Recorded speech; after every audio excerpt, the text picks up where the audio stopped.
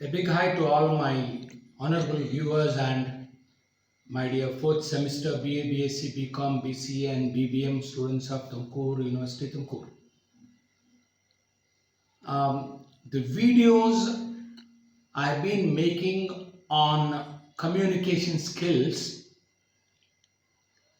not only are helpful to these fourth semester students, they are also helpful even to engineering students and to management students, because everybody needs communication skills in this world full of science and technology and business.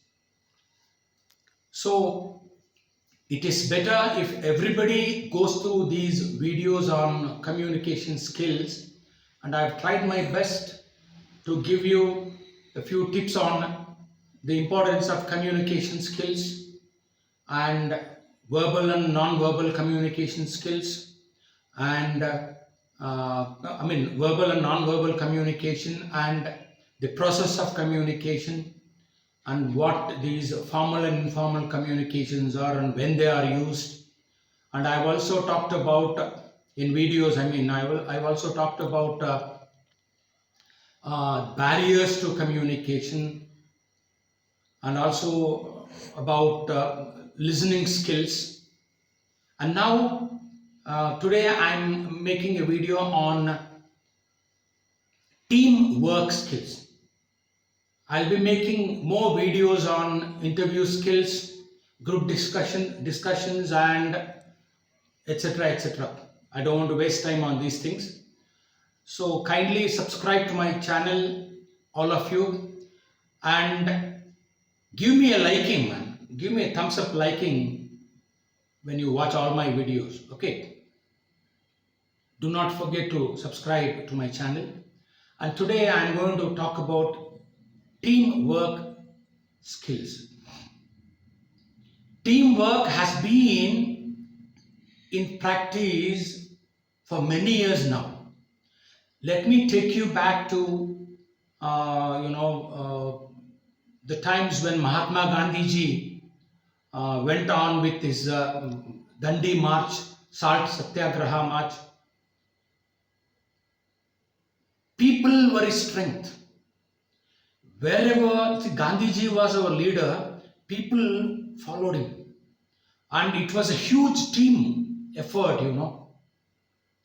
And when it comes to Ambedkar, Dr. Ambedkar fought for the equal rights to water for the Dalits.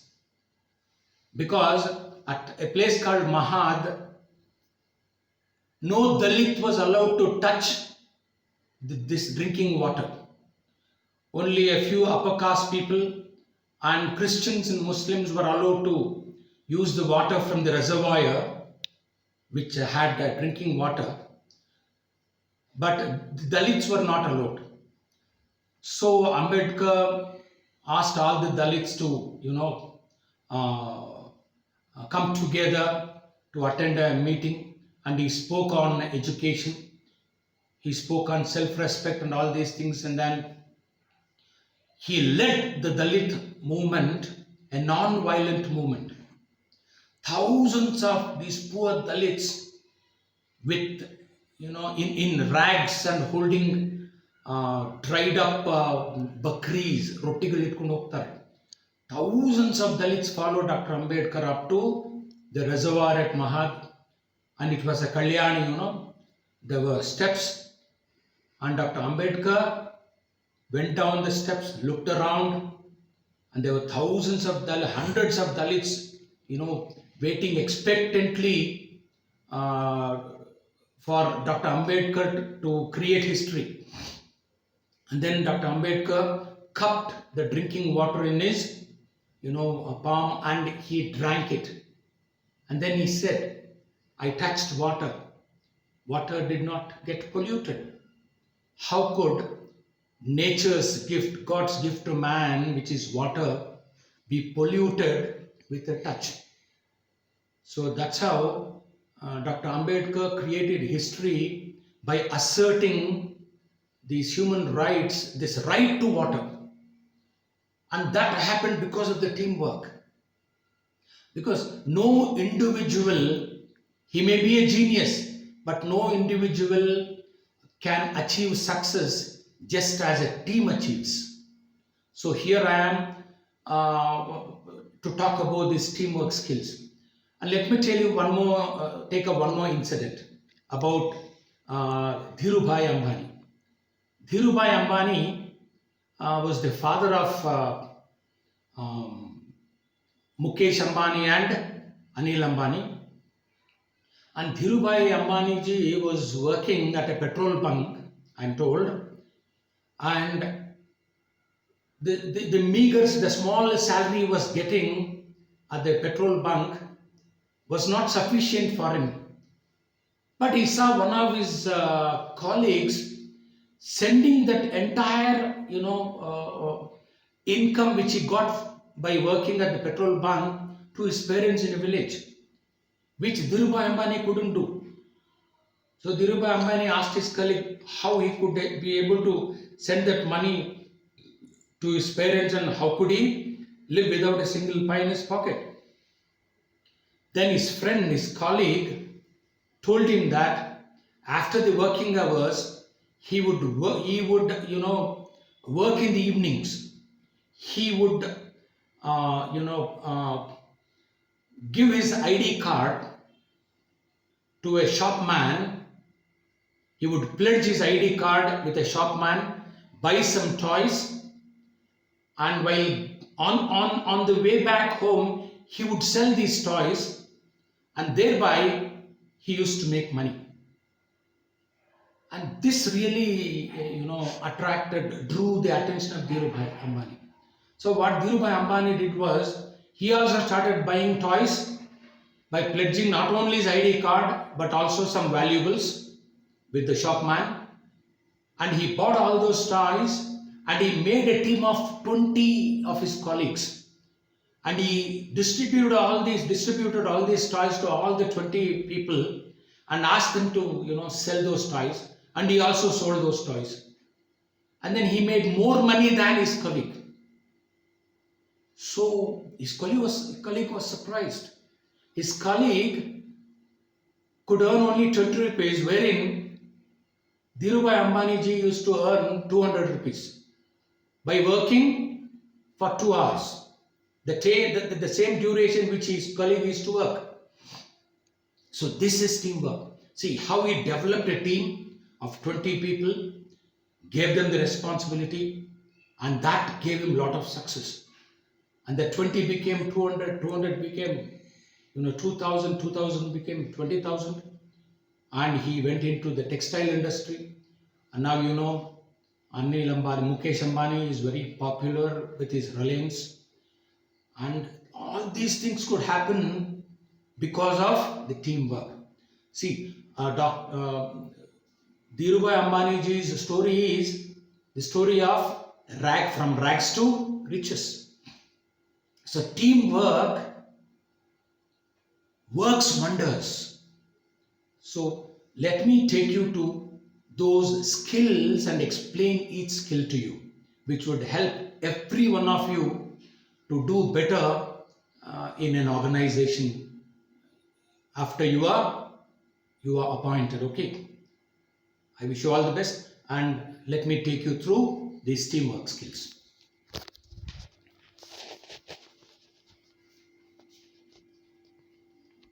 Look at this, teamwork skills. Teamwork is very important in this increasingly technological age. ಅರ್ಥ ಆಗ್ತಾ ಇದೆಯಾ? Team work ಅನ್ನೋದು ಒಂದು ತಂಡದಲ್ಲಿ ನಾವು ಕೆಲಸವನ್ನು ಮಾಡಿ ಸಾಧಿಸುವುದಿದೆ ಅಲ್ವಾ, ಅದು ಹೆಚ್ಚು ಯಶಸ್ಸನ್ನು ಕೊಡುತ್ತಂತೆ.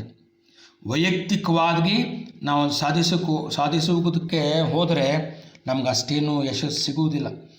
ನಾವು ವೈಯಕ್ತಿಕವಾಗಿ ಎಷ್ಟೇ ಬುದ್ಧಿವಂತರಾಗಿರ್ಬೋದು, ಇವತ್ತಿನ ಸಕ್ಸಸ್ ಮಂತ್ರ ಏನಪ್ಪ ಅಂದರೆ ಟೀಮ್ ವರ್ಕ್.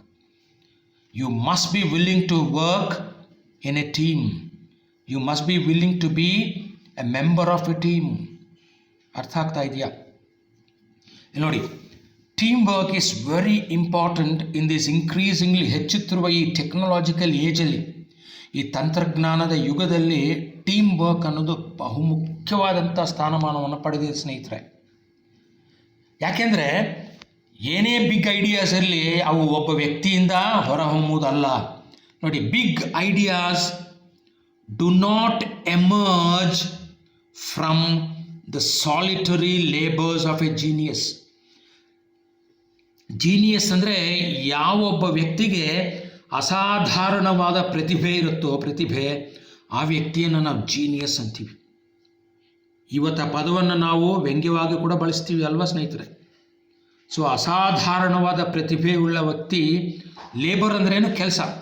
ಯಾವುದೇ ಕೆಲಸ ಮಾಡಲಿ, ಅದೇನೋ ಸಾಲಿಟರಿ ಅಂದ್ರೂ ಒಂಟಿಯಾಗಿ, ಅಲೋನ್ ಅಂತ ಸಾಲಿಟರಿ ಅಂದರೆ ಒಂಟಿಯಾಗಿ. ಯಾವುದೇ ಒಬ್ಬ ಅಸಾಧಾರಣವಾದ ಪ್ರತಿಭೆಯುಳ್ಳ ವ್ಯಕ್ತಿ ಒಂಟಿಯಾಗಿ ಲೇಬರ್ಸ್ ಎಷ್ಟೇ ಕೆಲಸಗಳು ಮಾಡಿದ್ರೂ ಕೂಡ ಆತನಿಂದ ಬಿಗ್ ಐಡಿಯಾಸು ಡೋಂಟ್ ಎಮರ್ಜ್, ಹೊರಹೊಮ್ಮುವುದಿಲ್ಲ. ಅಂದರೆ ಒಬ್ಬ ವ್ಯಕ್ತಿಯಿಂದ ನಾವು ಏನೂ ಸಾಧಿಸಲಾಗುವುದಿಲ್ಲ. ನಾವು ತಂಡದಲ್ಲಿ ಇದ್ದುಕೊಂಡು ಸಾಧಿಸಬೇಕು. ಅರ್ಥ ಆಗ್ತಾ ಇದೆಯಾ? ನೋಡಿ, team work is very important in this increasingly technological age. Big ideas don't emerge. Emerge ಅಂದ್ರೇನು? ಹೊರಹೊಮ್ಮುವುದು. ಡೋಂಟ್ ಎಮರ್ಜ್, ಹೊರಹೊಮ್ಮುವುದಿಲ್ಲ. ದೊಡ್ಡ ದೊಡ್ಡ ಐಡಿಯಾಸ್ ಯಾರಿಂದ? ವ್ಯಕ್ತಿ ಎಷ್ಟೇ ದೊಡ್ಡವನಾಗಲಿ ಒಬ್ಬ ವ್ಯಕ್ತಿಯಿಂದ ಆಗುವ ಕೆಲಸಗಳಲ್ಲ. ಫ್ರಮ್ ದಿ ಸಾಲಿಟರಿ ಅಂದ್ರೇನು?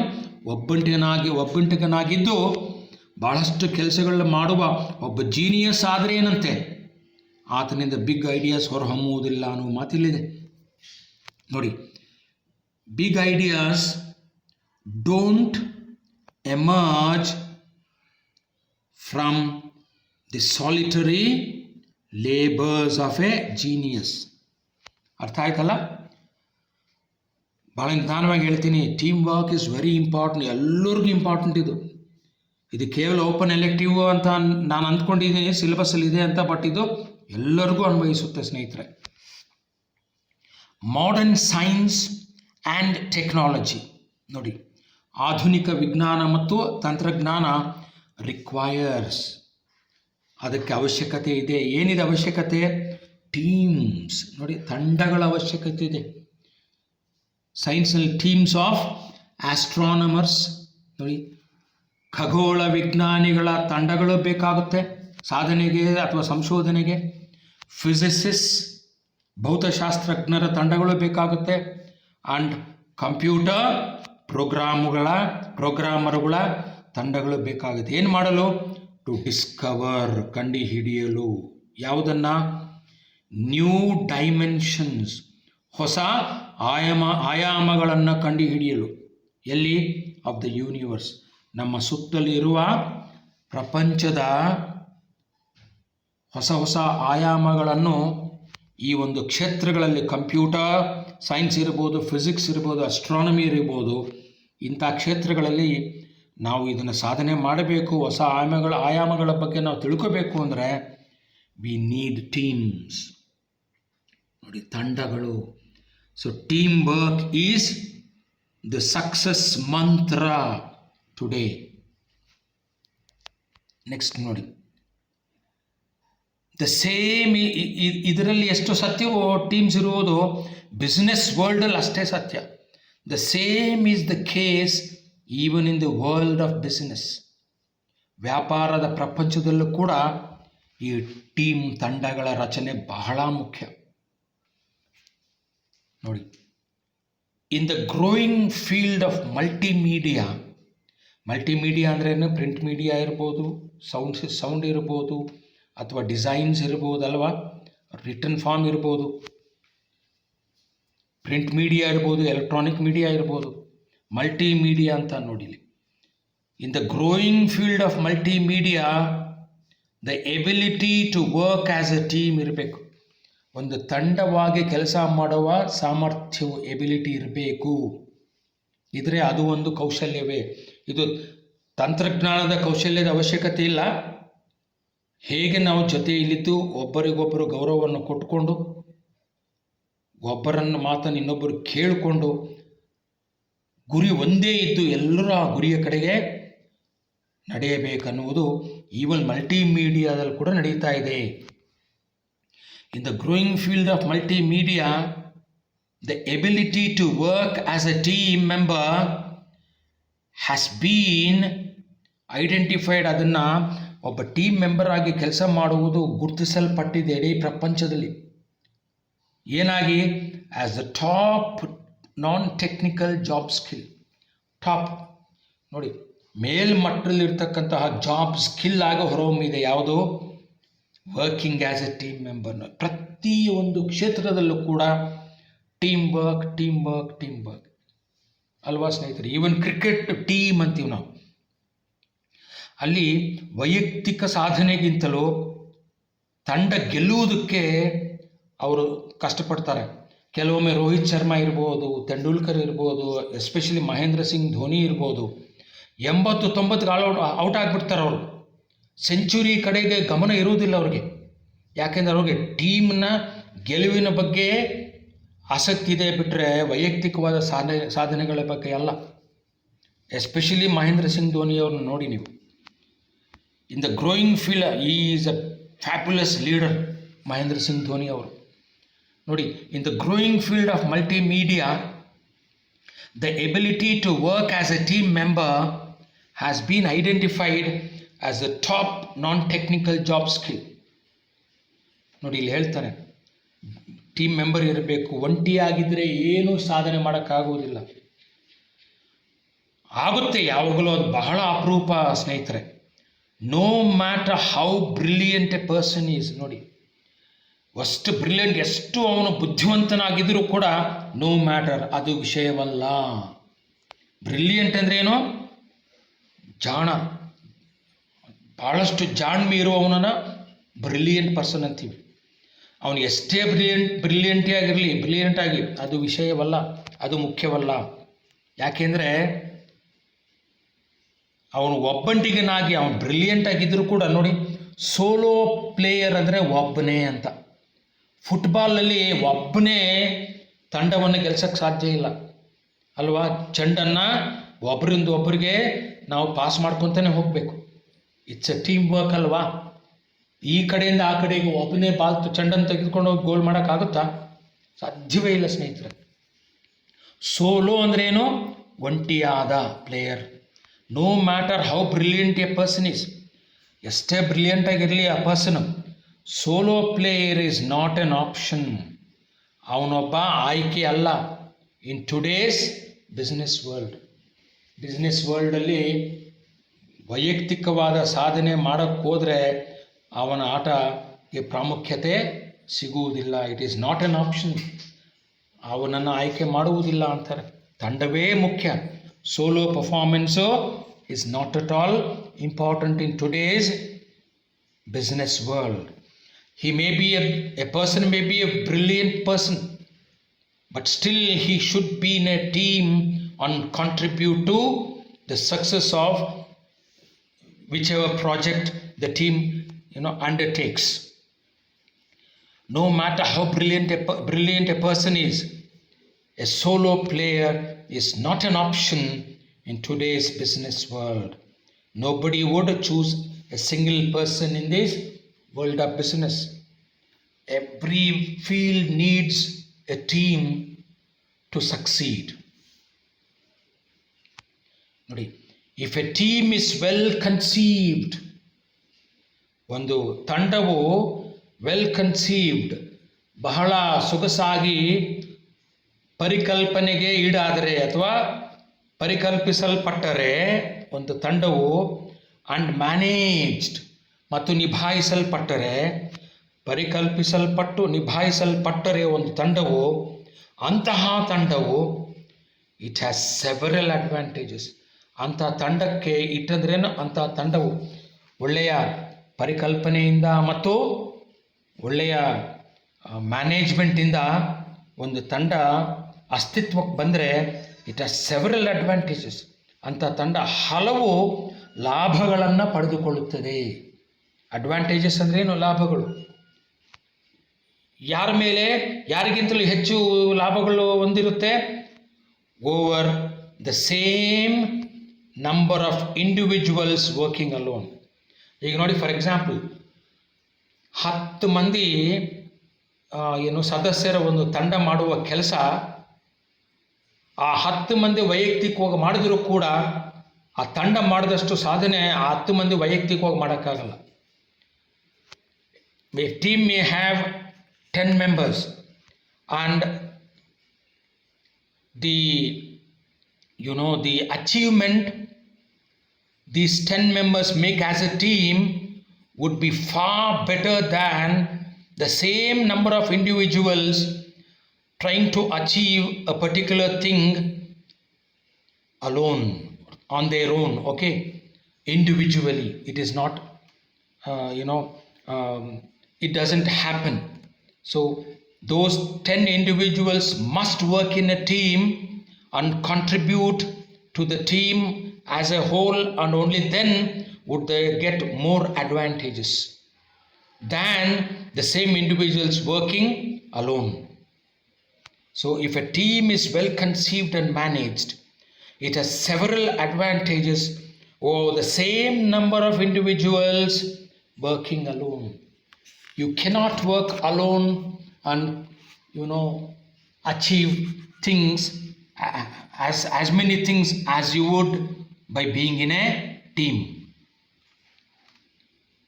ನೋಡಿ, ಒನ್ ಆಫ್ ದೀಸ್ ಅಡ್ವಾಂಟೇಜಸ್, ಈ ಲಾಭಗಳಲ್ಲಿ ತಂಡದಿಂದ ಟೀಮ್ ವರ್ಕಿಂದ ಆಗುವ ಲಾಭಗಳಲ್ಲಿ ಮೊದಲನೇ ಲಾಭ ಏನಪ್ಪ ಅಂತ ಹೇಳಿದರೆ,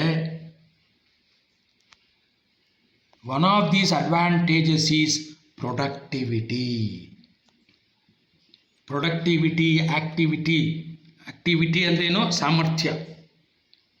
ಪ್ರೊಡಕ್ಟಿವಿಟಿ ಅಂದ್ರೇನು? ಉತ್ಪಾದನಾ ಸಾಮರ್ಥ್ಯವು. ನೋಡಿ, ಹೆಚ್ಚು ಉತ್ಪಾದನೆ ಆಗುವುದೇ ತಂಡದ ಸದಸ್ಯರಿಂದ ತಂಡದಲ್ಲಿ ಇದ್ಕೊಂಡು. ಒಬ್ಬಂಟಿಗನಾಗಿ ನೀನು ತಂಡ ಮಾಡಿದಷ್ಟು ಸಾಮರ್ಥ್ಯವನ್ನು ಅಥವಾ ತಂಡ ಮಾಡಿದಷ್ಟು ಉತ್ಪಾದನಾ ಸಾಮರ್ಥ್ಯವನ್ನು ಒಂಟಿಯಾಗಿ ನೀನು ಸಾಧಿಸಲು ಸಾಧ್ಯವಿಲ್ಲ. ನೋಡಿ, one of these advantages is productivity.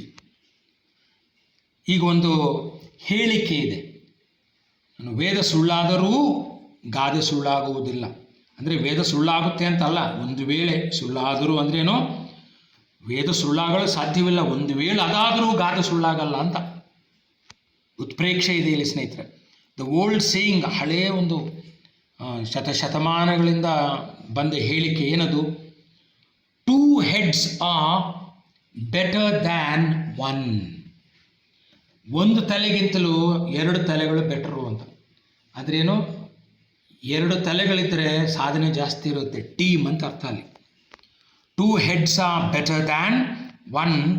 ಈ ಒಂದು ಹೇಳಿಕೆ ಈಸ್ ವೆರಿ ಟ್ರೂ ಇವತ್ತು. ಇದು ಬಹಳಷ್ಟು ಸತ್ಯಾಂಶವು. ಯಾಕೆಂದರೆ because well conceived and efficiently operating teams. ನೋಡಿ, ವೆಲ್ ಕನ್ಸೀವ್ಡ್ ಅಂದರೆ ಏನರ್ಥ? ಬಹಳ ಸೊಗಸಾಗಿ, ಚೆನ್ನಾಗಿ, ಕ್ರಮಬದ್ಧವಾಗಿ ಪರಿಕಲ್ಪಿಸಲ್ಪಟ್ಟ ಒಂದು ತಂಡ ಮತ್ತು ಎಫಿಷಿಯೆಂಟಾಗಿ ಆಪರೇಟ್ ಮಾಡುವ ತಂಡ. ಸಮರ್ಥವಾಗಿ, ಎಫಿಷಿಯೆಂಟ್ಲಿ ಅಂದರೆ ಏನು? ಸಮರ್ಥವಾಗಿ, ಆಪರೇಟಿಂಗ್ ಅಂದರೆ ಕೆಲಸ ನಿರ್ವಹಿಸುವ ತಂಡಗಳು. ಅರ್ಥ ಆಗ್ತಾ ಇದೆ ನಿಮಗೆ?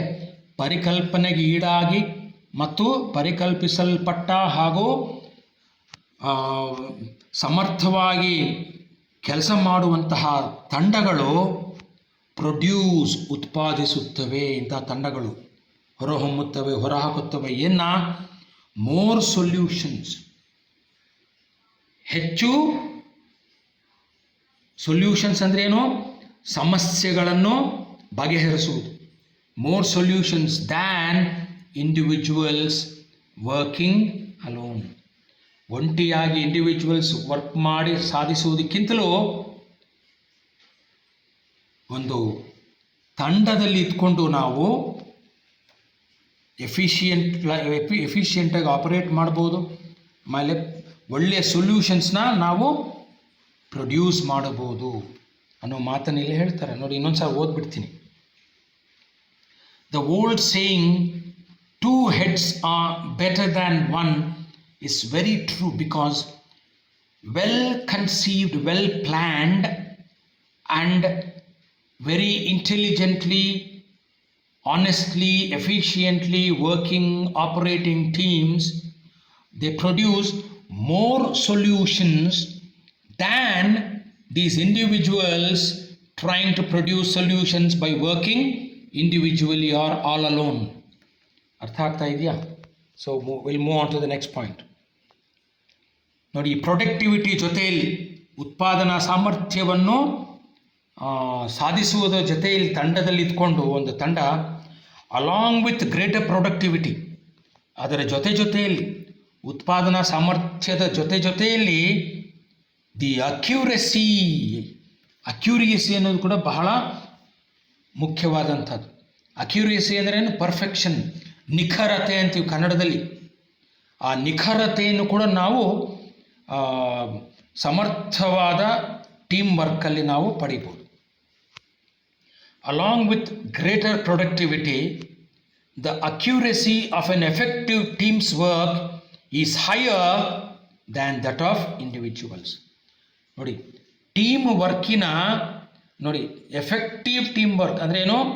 ಪರಿಣಾಮಕಾರಿಯಾದ ಒಂದು ತಂಡದ ಕೆಲಸವು ಕೂಡ ಅಕ್ಯುರೇಟ್ ಆಗಿರುತ್ತೆ, ನಿಖರವಾಗಿರುತ್ತೆ ಅಂತ. ಅಂದ್ರೆ ತಂಡದ ಕೆಲಸವೇ ನಿಖರವಾಗಿರುತ್ತೆ. ಯಾರಿಗಿಂತಲೂ? ದ್ಯಾನ್ ದಟ್ ಆಫ್ ಇಂಡಿವಿಜುವಲ್ಸ್, ವೈಯಕ್ತಿಕವಾಗಿ ಕೆಲಸ ಮಾಡುವುದಕ್ಕಿಂತಲೂ. ಇಲ್ಲಿ ಏನಪ್ಪ ಅಂದರೆ, ವ್ಯಕ್ತಿಗತವಾದ ಸಾಧನೆಗೆ ಇಲ್ಲಿ ಮಣೆ ಹಾಕೋಂಗಿಲ್ಲ. ಯಾವುದೇ ಬಿಸ್ನೆಸ್ ವರ್ಲ್ಡಲ್ಲಾಗಲಿ, ಯಾವುದೇ ಸೈನ್ಸ್ ಆ್ಯಂಡ್ ಟೆಕ್ನಾಲಜಿಕಲ್ ಫೀಲ್ಡಲ್ಲಾಗಲಿ, everywhere you find team work. So you should understand how you should be a part of a team and how you should collaborate with your team and listen to one another and work as a team and achieve great things for your organization. Along with greater productivity, the accuracy of an effective team's work is higher than that of these individuals working all alone. ನೋಡಿ, in the task of creating a new product, task ಅಂದ್ರೇನು? ಒಂದು ಕಾರ್ಯವು, ಮಹತ್ ಕಾರ್ಯವು. Of creating a new product, ಒಂದು ಹೊಸ ಪ್ರಾಡಕ್ಟನ್ನು ಸೃಷ್ಟಿ ಮಾಡುವುದರಲ್ಲಿ, ಒಂದು ಹೊಸ ಪ್ರಾಡಕ್ಟನ್ನು ಸೃಷ್ಟಿ ಮಾಡುವ ಒಂದು ಕೆಲಸ ಕಾರ್ಯವನ್ನು ಕೈಗೆತ್ತಿಕೊಂಡಾಗ, ಎ ಟೀಮ್ ಆಫ್ ಪರ್ಸನ್ಸ್, ನೋಡಿ, ಒಂದು ತಂಡದ ಜನರು, ಅವರು ಎಲ್ಲಿಂದ ಸ್ಟಾರ್ಟ್ ಆಗ್ತಾರೆ ನೋಡಿ? ಸೇಲ್ಸಿಂದ, ಮಾರ್ಕೆಟಿಂಗಿಂದ, ಡಿಸೈನಿಂದ. ಅರ್ಥ ಆಗ್ತಾ ಇದೆಯಾ? ಡಿಸೈನ್ ಅಂದ್ರೇನು? ಆ ಒಂದು ಹೊಸ ಪ್ರಾಡಕ್ಟಿನ ಡಿಸೈನ್, ಅದರ ಆಕಾರ ಆಕೃತಿ ಹೇಗಿರಬೇಕು ಅಂತ ಡಿಸೈನ್ ಮಾಡುವುದರಿಂದ, ಎಂಜಿನಿಯರಿಂಗಿಂದ, ಮ್ಯಾನುಫ್ಯಾಕ್ಚರಿಂಗಿಂದ, ಇವೆಲ್ಲ ಕೂಡ ಒಳಗೊಂಡಂತೆ ಈ ತಂಡ ಪರಿಗಣಿಸುತ್ತದೆ. ಆಲ್ ದ ಇಂಪಾರ್ಟೆಂಟ್ ಆ್ಯಂಗಲ್ಸ್, ಇವರು ಕೊಟ್ಟ ಎಲ್ಲ ಕೋನಗಳನ್ನು ಕೂಡ ಪರಿಗಣಿಸಿ ಆ ಒಳ್ಳೆಯ ಒಂದು ಪ್ರಾಡಕ್ಟನ್ನು ಕ್ರಿಯೇಟ್ ಮಾಡುತ್ತೆ ತಂಡ. ಆ ತಂಡದಲ್ಲಿ ಕೊಡುಗೆ ಯಾರ್ದಿರುತ್ತೆ? ಸೇಲ್ಸ್ ಜನಗಳದಿರುತ್ತೆ, ಮಾರ್ಕೆಟಿಂಗ್ ಕ್ಷೇತ್ರ ಇರುತ್ತೆ, ಡಿಸೈನಲ್ಲಿ ಒಂದು ತಂಡ ಇರುತ್ತೆ, ಎಂಜಿನಿಯರಿಂಗಲ್ಲಿ ಒಂದು ತಂಡ ಇರುತ್ತೆ, ಮ್ಯಾನುಫ್ಯಾಕ್ಚರ್ ಒಂದು ತಂಡ ಇರುತ್ತೆ. ಎಲ್ಲ ತಂಡಗಳು ಸೇರಿಕೊಂಡು ಕೊಡುಗೆ ಕೊಟ್ಟಾಗ, ಆವಾಗ ಎಲ್ಲ ಆ್ಯಂಗಲ್ಸಲ್ಲಿ ಅದನ್ನು ನೋಡಿದಾಗ, and they produce better products, ಆವಾಗ ಒಳ್ಳೆಯ ಉತ್ಪಾದನೆಯನ್ನು ಇವರು ಉತ್ಪಾದಿಸುತ್ತಾರೆ, ಒಳ್ಳೆಯ ಪ್ರಾಡಕ್ಟ್ಸನ್ನು. ನೋಡಿ, ತಂಡ ಅಷ್ಟು ಇಂಪಾರ್ಟೆಂಟ್.